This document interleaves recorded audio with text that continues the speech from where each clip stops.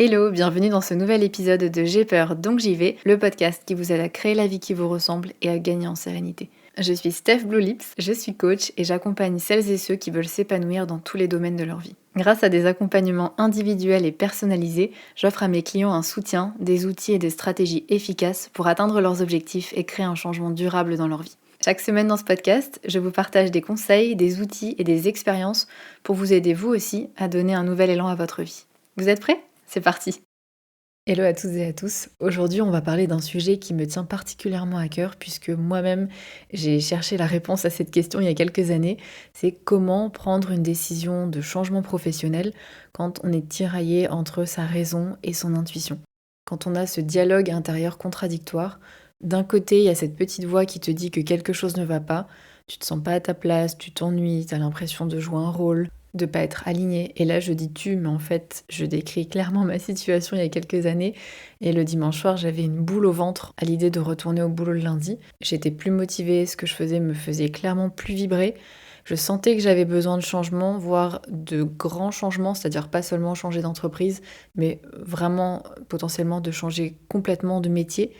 Et de l'autre côté, ma raison me rappelait que mon job était pas si mal, que j'avais de la chance d'avoir cette situation, que je pouvais pas tout plaquer comme ça, parce qu'il y a des charges à payer, et c'est pas vraiment le moment de reprendre une formation. Bref, que ce serait de la folie de tout changer. Et honnêtement, c'était fatigant, ce dialogue, voire ce conflit intérieur, parce que je me sentais presque ingrate de vouloir changer. Pas légitime, surtout que j'avais fini mes études il n'y a pas si longtemps que ça. Et parfois, on se dit, quand on a 40 ou plus, voilà, changer de carrière, c'est plus normal. Ça l'est moins quand on est autour de la trentaine. Même si maintenant, 5 ans plus tard, et après avoir accompagné plein de personnes de tout âge à trouver leur voie et à changer de voie, donc changer de carrière, je sais que c'est faux. Mais à l'époque, j'avais cette impression de ne pas être légitime à vouloir déjà changer. Et en même temps, une part de moi savait que c'était pas là que je m'épanouirais vraiment. Mais en même temps, j'arrivais pas à savoir si cette envie de changement, c'était juste un coup de tête ou si c'était un vrai besoin. Et comment être sûr que c'est pas juste de la fuite parce que ça va pas trop en ce moment et du coup j'ai juste envie de changer, mais en fait c'est pas une envie de changement aussi profonde que ça. Et si je me trompais, si je regrettais, et comment... Voilà, il y avait plein de questions. Et honnêtement, c'était hyper fatigant. Si vous vous reconnaissez là-dedans et que vous vivez ce dialogue intérieur un peu contradictoire, sachez que c'est totalement normal, que plein de gens traversent ça. Et dans cet épisode, on va voir comment sortir de cette paralysie, parce qu'au final, c'est ce que ça génère. Parce qu'on ne sait plus quoi faire. Entre intuition et raison, on ne sait plus qui écouter. Donc comment sortir de cette paralysie pour enfin prendre une décision qui vous appartienne vraiment. Donc une décision qui est ni guidée par la peur, ni par l'impulsivité, parce qu'on ne peut pas agir sur un coup de tête, mais qui est vraiment alignée avec qui vous êtes et ce dont vous avez besoin pour vous épanouir professionnellement. Je vais vous partager plusieurs petits exercices concrets. Mais la première chose que je veux qu'on aborde ensemble, c'est déjà de comprendre pourquoi on se retrouve dans cette situation, pourquoi on se retrouve, entre guillemets, paralysé. Et la première chose, c'est qu'on a tendance à opposer raison et intuition. D'un côté, il y aurait la raison, qui est sage et qui est prudente, et de l'autre, l'intuition, qui est parfois vue comme plus impulsive et moins fiable, comme si écouter son intuition, c'était forcément faire n'importe quoi. Et ça vient pas de nulle part. En général, ça vient en grande partie de notre éducation, des messages qui nous ont été véhiculés depuis qu'on est petit. Parce qu'en fait, quand on y pense, dès l'école, on nous apprend à privilégier la logique, les faits, les données concrètes, et on valorise énormément le mental, la réflexion, l'analyse. Et c'est normal, hein, c'est important bien sûr, mais à côté de ça, on nous apprend rarement à écouter notre ressenti, nos émotions, notre intuition. Au contraire, même combien de fois on a entendu arrête de rêver, redescends sur terre, sois réaliste, etc. Donc ça c'est à l'école, mais les parents aussi nous répètent d'être raisonnables, de faire attention. Je pense que beaucoup d'entre vous ont eu des parents qui leur ont dit fais des études qui t'apporteront un métier stable, pense à l'avenir, prends pas de risques. Et ces messages-là, on les a tellement entendus qu'ils sont profondément ancrés en nous. Et je dis pas que c'est mal, hein, bien sûr, la sécurité c'est important, mais le problème c'est que ça nous conditionne à nous méfier du changement, à nous méfier de la nouveauté. Puis on peut recevoir aussi des messages du type les études d'abord, les loisirs ou en gros travail d'abord et puis t'iras jouer ensuite. Ou le travail c'est pas fait pour s'amuser. Et même quand c'est dit avec les meilleures intentions du monde, ça nous conditionne quand même à faire passer nos envies et notre plaisir après. Et c'est là que le conflit interne commence, parce que d'un côté, on a cette intuition, ce ressenti qui nous dit que quelque chose doit changer, et de l'autre, on a tous ces messages intériorisés qui nous poussent à rester raisonnables. T'as un CDI, tu gagnes ta vie, pourquoi tu voudrais changer, en gros? Mais le truc, c'est que ce conflit, il peut se manifester de plein de façons différentes. Pour certains, certaines, ça va être des insomnies, de l'anxiété. On va avoir les mêmes questions qui tournent en boucle. Et honnêtement, moi, c'était ça. C'était vraiment ça. Et on essaye de rationaliser la situation, de l'analyser sous tous les angles, et on finit par ne plus savoir ce qu'on ressent vraiment. Pour d'autres personnes, ça va être de faire des recherches et des recherches et des recherches sur Internet, passer leur soirée à lire des articles, des témoignages, à lire des listes de métiers, à regarder les offres d'emploi, en espérant que ça va se débloquer, de trouver la réponse. Mais au final, en prenant du recul, on se rend compte qu'il ne se passe rien de concret. Puis pour d'autres encore, ça va être au contraire de procrastiner, de savoir que la situation actuelle ne convient plus, mais malgré tout de pas réussir à enclencher d'action. Bon alors au final le résultat est le même, hein, dans un an on n'a pas avancé, mais du coup on a tendance à reporter à plus tard, à se dire qu'on verra quand on aura plus de temps, ou quand les enfants seront grands, quand on aura plus d'argent, etc. Et puis en fait le temps passe, et c'est pas évident parce que le malaise est toujours là. En fait, ce sentiment, même si parfois ça peut aller mieux, il peut y avoir des périodes, où voilà, on se sent quand même mieux et puis on oublie, mais en fait, ça finit par revenir. Donc on alterne entre des moments de grand enthousiasme où on a envie de tout plaquer et des moments de doute intense où on se dit que finalement, bon, la situation n'est pas si mal. Alors comment on fait pour sortir de cette situation, pour sortir de cette paralysie? La première chose, c'est déjà de comprendre ce que chacune de ces voies, donc la raison et l'intuition, peuvent nous apporter et ensuite de les réconcilier. Donc c'est ce qu'on va faire aujourd'hui. Et la première sur laquelle on va se pencher, c'est la raison. La voix de la raison, on la connaît bien, c'est celle qui analyse, qui anticipe, qui pèse le pour et le contre. C'est cette partie de nous qui nous aide à prendre du recul, qui nous aide à réfléchir aux conséquences de nos choix. Et c'est super important, bien sûr, hein, ça nous apporte des choses essentielles. Ça nous aide à vraiment analyser objectivement la situation, à anticiper les risques, à anticiper les difficultés potentielles, à réfléchir aux aspects pratiques, comment je vais faire, niveau planning, niveau argent, etc. Quelles vont être les étapes. Donc, tout ça, c'est extrêmement important. Ça nous aide à ne pas foncer tête baissée. Le souci qu'on peut rencontrer, par contre, c'est que parfois, plus on réfléchit sans vraiment passer à l'action, et quand je dis passer à l'action, c'est pas donner sa démission, hein, ça peut être des petites actions, des actions progressives. Eh bien, plus on réfléchit parfois et plus on doute, et plus on est perdu. Et c'est normal parce qu'en fait, on essaye de résoudre quelque chose de profond et de complexe uniquement avec notre mental, en analysant, en faisant des listes de pour, de contre, en se posant mille questions. Mais au final, on n'arrive pas vraiment à avoir une réponse qui nous satisfait vraiment. Et puis surtout, c'est que derrière cette voix qui se présente comme raisonnable et rationnelle, bien souvent, il y a en réalité nos peurs qui parlent. Quand je pense à une reconversion et que ma raison me dit c'est peut-être pas le moment avec la situation économique actuelle, je peux pas me permettre de gagner moins, ou j'ai déjà un bon poste donc ce serait compliqué d'avoir plus, ou je peux pas me lancer dans une réflexion maintenant parce que j'ai trop de travail, ou et si je suis pas capable de faire autre chose. Toutes ces pensées-là, elles se présentent comme des arguments rationnels. Mais quand on creuse un peu, en fait derrière ce sont des peurs. C'est la peur de se tromper, c'est la peur de perdre son temps, c'est la peur de manquer d'argent, c'est la peur de l'échec, c'est la peur du jugement des autres, la peur de ne pas être à la hauteur, etc., etc. Et cetera. Et en fait, c'est logique. Pour notre cerveau, le changement, l'inconnu, ça représente un danger potentiel. Donc sa réaction naturelle à notre cerveau, c'est de nous dire ne bouge pas, reste là où tu es, t'es pas heureux, t'es pas heureuse, mais au moins t'es vivant. Voilà. Et notre cerveau va rationaliser ça tellement bien, en nous donnant tellement d'arguments, comme ceux que j'ai dit juste avant en fait, hein, qu'on finit par être persuadé que c'est pas possible de changer de voie. Et donc on s'habitue au mal-être, on s'habitue à l'ennui, au sentiment de ne pas être à sa place, jusqu'au jour où ça devient trop lourd à porter. Et je dis ça parce que c'est ce que moi j'ai traversé et je le souhaite à personne. Mais pour moi, le fait de laisser traîner, d'y réfléchir et de laisser ça un peu sur le côté sans vraiment passer à l'action concrètement, ça m'a mené à une dépression et à énormément d'anxiété, ce que j'avais jamais eu avant et clairement à une crise qui fait que bon, j'ai pas eu plus eu le choix, on va dire, de changer, de prendre les choses en main. Mais, ça s'est fait dans la douleur, si je suis tout à fait honnête avec vous et hem et malheureusement, voilà, c'est pour ça aussi que ce sujet, il est tellement important pour moi. Et je le répète assez souvent dans ce podcast, et n'attendez pas d'être au fond du trou pour rebondir. Alors oui, c'est plus facile de rebondir quand ça va vraiment plus et quand on n'en peut plus, mais parfois commencer la réflexion, et c'est pour ça que je fais ce travail aujourd'hui, c'est aussi pour aider les personnes à démarrer cette réflexion avant de ne plus avoir le choix. Et parfois, j'accompagne des personnes qui sont déjà dans cette situation presque d'urgence parce qu'elles n'en peuvent vraiment plus de leur boulot et que ça fait des mois, des années que ça dure, et donc elles sont au bout. Et elles sont dans cette urgence et elles me disent souvent: mais j'aurais aimé commencer cette réflexion avant, quand ça allait pas si mal. Parce qu'en réalité, cette réflexion, elle se fait pas en un jour. Alors bien sûr, on peut y aller sur un coup de tête, écouter l'intuition du moment, entre guillemets, et se lancer dans une formation ou dans l'idée qui nous vient, mais c'est pas toujours ce qui est le plus efficace pour trouver un projet professionnel qui nous correspond et qui est solide.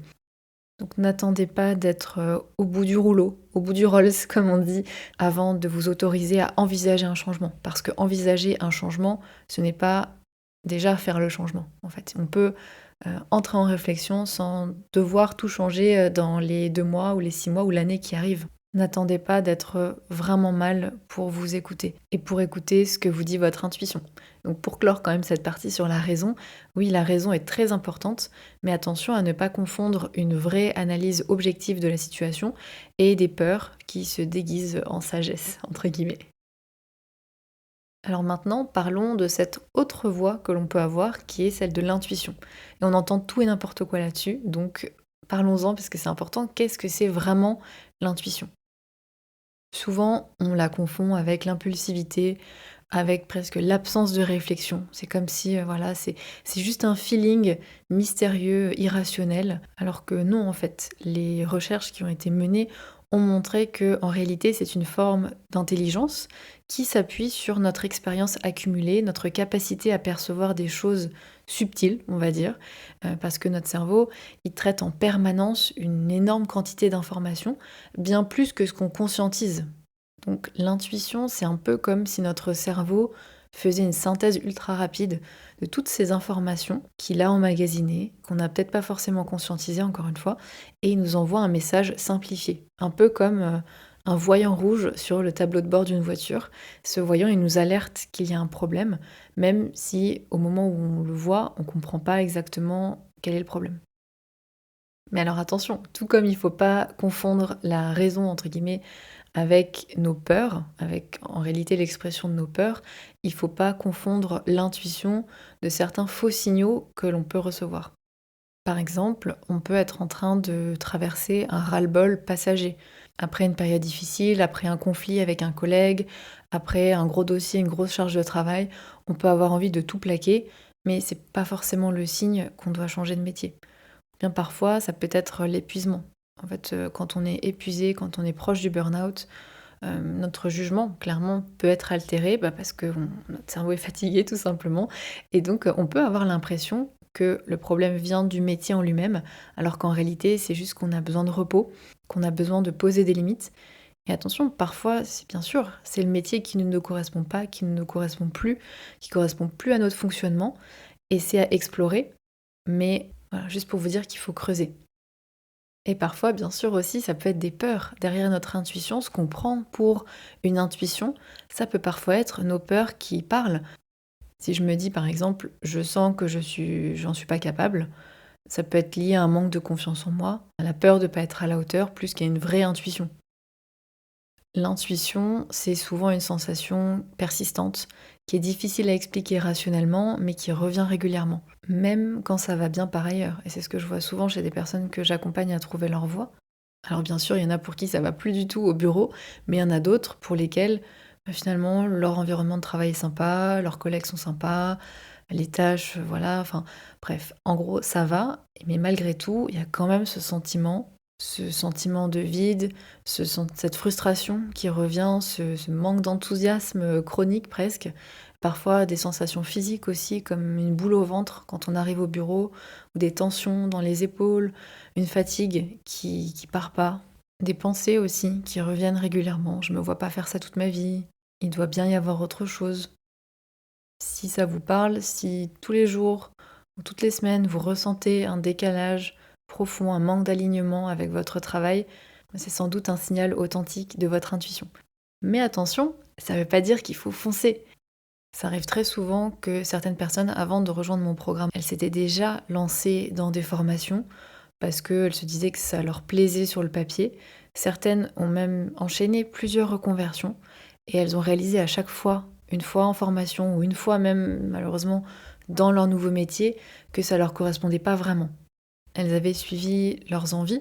Mais attention, là, le but, c'est pas de leur jeter la pierre, parce que bien souvent, elles n'en pouvaient plus de leur situation professionnelle. Elles avaient qu'une envie, c'est de changer vite. Et donc, il fallait prendre une décision. Et ça rejoint ce que je vous disais avant, ne pas attendre d'atteindre ce stade-là pour entamer la réflexion, parce que sinon, on va peut-être être obligé d'aller vite. Et malheureusement, il suffit pas de suivre son intuition aveuglément. L'intuition nous donne une direction, mais ensuite, il faut explorer méthodiquement cette piste ou ces pistes que l'on a en tête pour valider que c'est vraiment la bonne voie pour nous. Alors maintenant, comment réconcilier concrètement ces deux aspects pour prendre une décision qui ait du sens? Je vais vous partager plusieurs petits exercices concrets. Vous l'avez compris, l'idée c'est pas d'écouter que l'un ou que l'autre, d'écouter que son intuition ou de n'écouter que la voix de la raison. Et d'ailleurs, les recherches sur ce sujet ont montré que les meilleures décisions sont prises quand on utilise à la fois notre système intuitif et notre système analytique. Donc c'est pas écouter l'un ou l'autre, mais essayer d'écouter l'un et l'autre. Et pour ça, ce que je vous propose, c'est de créer votre conseil d'administration intérieur. L'idée, c'est que pour prendre une décision équilibrée, vous pouvez écouter toutes les parties de vous-même, un peu comme un conseil d'administration où chaque membre apporte sa perspective unique. Par exemple, la partie intuitive, celle qui ressent. Et d'ailleurs, je vais vous proposer ensuite un exercice pour écouter votre intuition si vous avez du mal à entrer en contact, entre guillemets, avec votre intuition. Mais il y a aussi la partie rationnelle, la raison, donc, qui analyse, la partie créative de vous qui peut imaginer les possibilités, la partie prudente qui va anticiper les risques. Donc là, on va aussi écouter nos peurs parce qu'elles ont plein de choses intéressantes à nous dire. Le but ici, c'est pas de faire affronter ces différentes voix, ces différentes parties de vous, mais de les consulter chacune à leur tour, comme différents conseillers, chacun avec leur perspective, et pas laisser une voix, un membre de votre conseil d'administration prendre toute la place, ne pas laisser la partie prudente slash peureuse prendre toute la place, mais écouter aussi ce que les autres ont à dire. Parce que l'intuition, c'est celle qui vous connecte à vos vraies envies. Moi, par exemple, lorsque j'ai commencé à envisager le coaching, cette partie de moi, elle me disait que, ou plutôt, je ressentais que j'étais vraiment vivante, vraiment à ma place quand j'aidais les autres à avancer, que ça me donnait de l'énergie, contrairement à mon travail de l'époque qui me vidait, pour être tout à fait honnête. Et puis, il y a la partie, la raison qui aide à structurer le projet, à analyser. Donc, dans mon cas, elle pointait mes compétences déjà acquises qui pouvaient servir, l'écoute, l'analyse, la pédagogie, etc. Et puis cette partie de moi, elle s'interrogeait aussi sur la viabilité du projet. Quel est le marché, quelles sont les formations nécessaires, quels sont les aspects financiers, etc.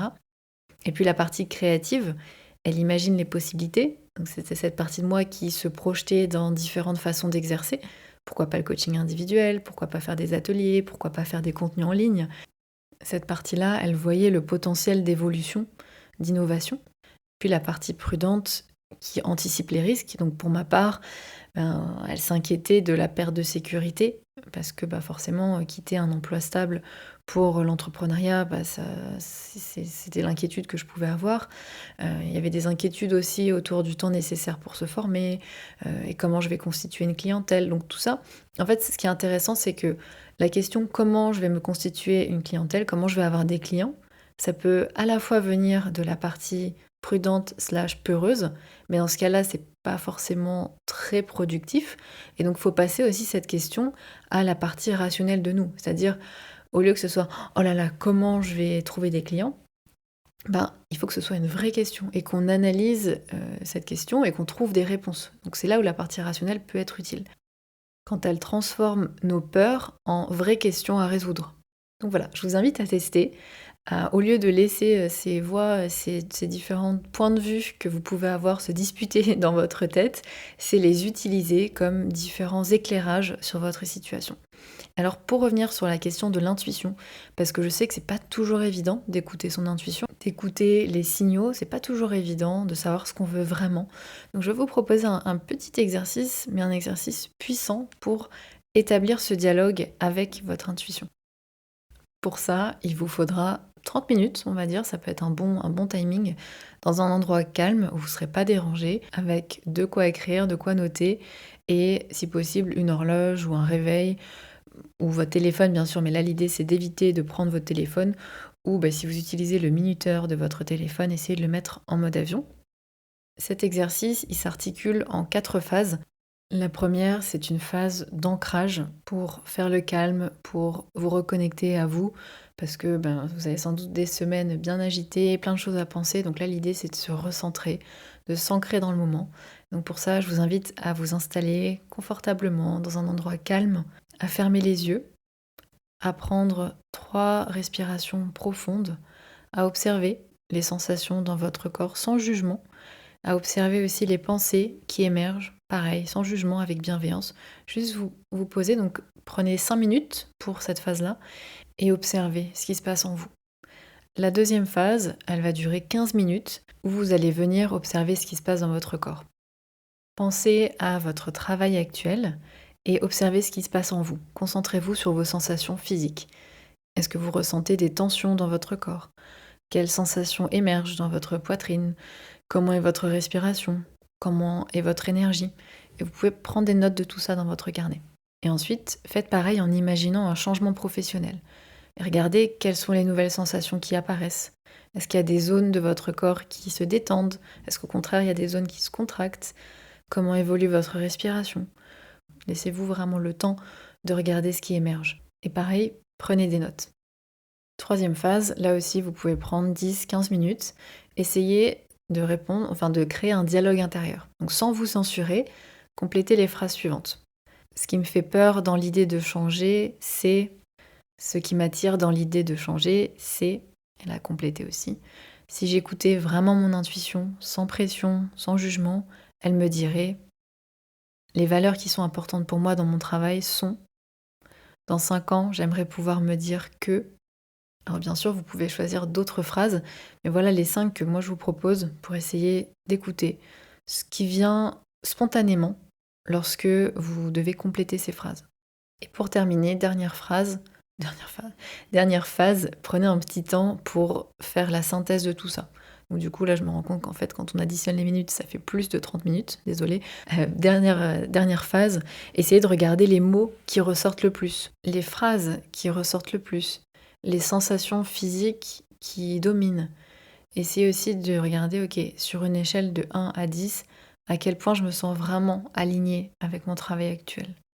Et à quel point, pareil, sur une échelle de 1 à 10, à quel point l'idée de changement résonne en moi. Et vous allez peut-être constater que certaines réponses peuvent apparaître contradictoires. C'est normal.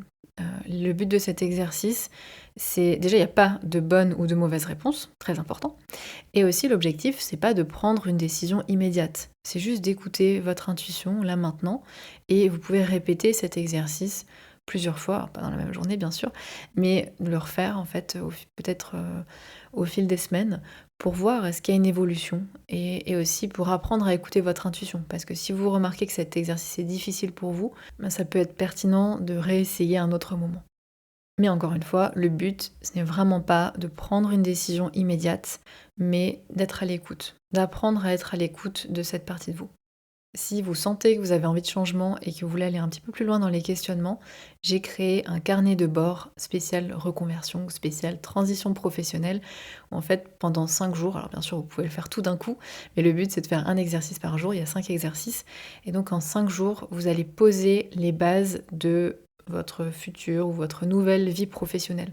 Donc avec ce carnet, vous allez pouvoir prendre du recul sur votre situation actuelle, identifier vos vrais besoins professionnels, redécouvrir aussi vos talents naturels, même ceux que vous auriez peut-être oubliés. Donc tout ça, on va faire entrer la partie rationnelle, raison, factuelle. Puis ensuite, on va aussi utiliser un petit peu l'intuition, puisque je vais vous emmener vous projeter dans une vie professionnelle qui vous fait vibrer. On va aussi transformer vos freins, vos blocages, vos peurs en force. Et voilà, globalement, l'objectif de ce carnet, c'est de vous aider à poser des bases solides pour avancer ensuite dans votre transition professionnelle. Ce carnet, il est gratuit et vous êtes d'ailleurs très très très nombreux à l'avoir déjà téléchargé, donc merci beaucoup. Je vous mettrai le lien dans la description de cet épisode. Si vous me suivez sur Instagram, vous pouvez aussi, enfin même si vous ne me suivez pas d'ailleurs, vous pouvez aussi y accéder via le lien qui est dans ma description.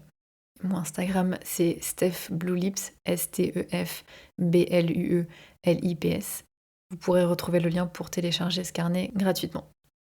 Ok, maintenant qu'on a écouté notre intuition, on va aller écouter un petit peu la raison, utiliser plutôt notre raison et donc tester nos intuitions de façon rationnelle. Alors je sais que ça peut sembler contradictoire, mais en fait c'est hyper complémentaire. Si votre intuition vous pousse vers un nouveau métier, voilà, vous avez une idée ou vous avez une envie, je sais pas, plus de créativité ou plus d'autonomie ou peu importe, bah, vous pouvez faire des petits pas pour tester si vos intuitions sont vraies. Pour ça, vous pouvez, par exemple, faire des recherches concrètes sur ce métier. Mais vraiment, pas juste une petite recherche Google, mais vraiment faire des recherches concrètes.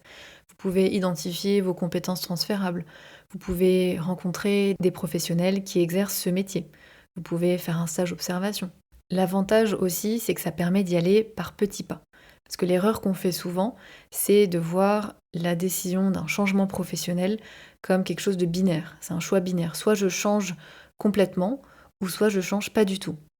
Donc on a l'impression que si on change de voie ou pour changer de voie professionnelle, il faut tout plaquer d'un coup, il faut repartir de zéro, il faut se réinventer complètement, il faut prendre des risques.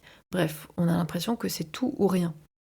Mais cette vision binaire de la reconversion, elle nous paralyse complètement et elle nous pousse aux extrêmes parce que soit, encore une fois, je reste malheureuse dans mon job actuel en me disant que j'ai pas le choix, entre guillemets, soit je plaque tout du jour au lendemain, quitte à mettre en péril, peut-être en réalité, ma sécurité financière. Et soyons honnêtes, le plus souvent, on choisit l'option 1, c'est-à-dire de rester là où on est en se disant que de toute façon on n'a pas le choix et qu'une reconversion, c'est pas possible pour nous. Mais cette vision des choses, elle nous empêche de voir qu'il y a des ponts qui existent et qui peuvent être faits entre notre situation actuelle et une vie professionnelle qui est épanouissante. Et donc on peut y aller par petits pas. Et en réalité, c'est ce que fait la majorité des membres de mon programme Oser. On fait les choses dans l'ordre, pas à pas, pour construire un projet solide et pas regretter dans 6 mois. Donc ok, j'ai l'intuition que c'est la bonne voie, ou ça me parle, mais on va rassembler des informations concrètes pour prendre une décision éclairée. Alors je vous rassure, bien sûr, il y a des gens qui entrent dans le programme en ayant déjà une idée de ce qu'ils voudraient faire et ils souhaitent valider leur projet et faire les choses bien. Il y a aussi une très très très grande partie des membres qui ne sait absolument pas, qui savent en fait qu'ils veulent changer et qui ne savent absolument pas quoi faire. Et justement, il y a toutes les clés et tous les exercices pour identifier vraiment un projet ou faire le tri pour les personnes qui ont plein d'idées et qui savent pas du tout laquelle serait la bonne. Et moi, c'était totalement mon cas, des idées de métiers qui potentiellement pourraient me plaire, j'en avais à l'appel et j'en avais tout le temps des nouvelles et c'est justement ce qui me bloquait. C'est que j'arrivais pas à savoir laquelle serait la bonne et il y en avait aucune qui ressortait plus que les autres. Donc c'était impossible pour moi de faire un choix et j'étais complètement bloquée. Donc dans le programme justement, l'idée c'est d'aller faire le tri concrètement entre les idées parce que toutes ne sont potentiellement pas bonnes quand on creuse et puis ensuite aller valider. Donc valider de manière hyper objective avec des outils de prise de décision notamment. Mais alors attention, là c'est un autre point important, c'est que malgré tout, il n'y a pas de certitude absolue. Même avec toutes les informations du monde, il restera toujours une part d'inconnu. Et l'objectif, honnêtement, c'est pas d'être sûr à 100%, parce que c'est impossible, mais c'est d'être suffisamment confiant pour avancer. Et cette confiance qu'on peut passer à l'action malgré la part de doute qui est toujours là, elle vient premièrement d'une introspection profonde qui clarifie vos vrais besoins, vos envies, et donc du coup qui vous aide ensuite à partir de ça à formuler un projet qui vous correspond. Deuxièmement, d'une exploration méthodique, donc là vraiment utiliser la raison pour venir valider la faisabilité, la viabilité de votre projet. Et troisièmement, un plan d'action qui est réaliste et qui tient compte des obstacles potentiels. Donc là, encore une fois, on utilise la raison et on va aussi écouter la partie prudente de nous qui nous dit attention, il y a tel obstacle et attention, qui fait émerger des peurs. Donc c'est ces trois éléments-là qui vont vous aider à avancer avec confiance, à vous dire ok, je peux jamais être 100% sûr, mais j'ai validé absolument tout ce qui pouvait être validé et je peux avancer et passer à l'action. Et c'est exactement la méthode que je propose dans le programme Oser pour aider les membres à trouver leur voie tout en étant accompagnés par moi, soutenus par une communauté. Ça, c'est important. Ça, je suis trop contente d'avoir lancé la communauté en 2024 parce que c'est super important de pouvoir échanger avec des personnes qui sont dans la même situation, qui partagent les mêmes questionnements. Donc voilà, si ça vous intéresse de nous rejoindre, je vous mets aussi le lien en description de cet épisode ou bien vous pouvez aller directement sur stephbluelips.com/oser. Donc Steph Blue Lips, toujours pareil, stefbluelips.com/oser, O-S-E-R. Ou bien sûr, vous pouvez m'envoyer un petit message. Alors pour conclure cet épisode, j'aimerais qu'on fasse un récap de ce qu'on a vu ensemble aujourd'hui. La première chose, c'est que bien sûr, votre raison est précieuse. Elle vous aide à analyser, à anticiper, à planifier. Mais attention à ne pas confondre vraie analyse rationnelle de la situation et peur qui se déguiserait en sagesse et qui nous paralyse plutôt que nous aider à vraiment trouver des solutions. L'intuition, elle, c'est pas une chose mystique, c'est pas des pensées irrationnelles ou quelque chose d'irrationnel qu'on imagine. C'est une forme d'intelligence qui s'appuie sur notre expérience, sur notre capacité à percevoir des choses subtiles. Et la clé, c'est pas de choisir entre raison ou intuition, c'est de les faire travailler ensemble. Un peu comme en GPS, l'intuition, elle vous donne la direction générale et la raison, elle vous aide à tracer l'itinéraire concret et les étapes pour y arriver. Rappelez-vous aussi que vous n'avez pas besoin d'avoir une certitude absolue pour commencer à avancer, que vous pouvez tester vos intuitions petit pas par petit pas et que c'est justement quand on fait un premier pas qu'on voit parfois un petit peu plus loin sur le chemin et puis parfois qu'on voit d'autres chemins qu'on n'avait pas vus. Donc vous n'êtes pas obligé de tout plaquer du jour au lendemain. Vous pouvez commencer par une simple exploration, mais l'important c'est de ne pas ignorer cette petite voix qui vous dit qu'il y a peut-être autre chose pour vous. Parce que cette envie de changement, c'est pas un caprice, c'est pas de l'ingratitude, c'est sans doute le signal qu'il est temps d'explorer de nouvelles possibilités, d'oser regarder ce qui résonne vraiment avec qui vous êtes. Parce qu'au final, la vraie question, c'est pas est-ce que c'est raisonnable de tout changer, mais plutôt qu'est-ce que ça me coûte, qu'est-ce que ça vous coûte de ne pas vous écouter. Sur cette question d'introspection, je vous laisse. J'espère que cet épisode vous aura plu, qu'il vous aura aussi montré qu'il n'y a pas de réponse simple, il n'y a pas de formule magique pour prendre des décisions, que ça demande d'écouter plusieurs parties de soi et de prendre le temps de faire ça. Donc, en tout cas, merci de m'avoir écouté jusqu'au bout et je vous retrouve dans 2 semaines. Ciao!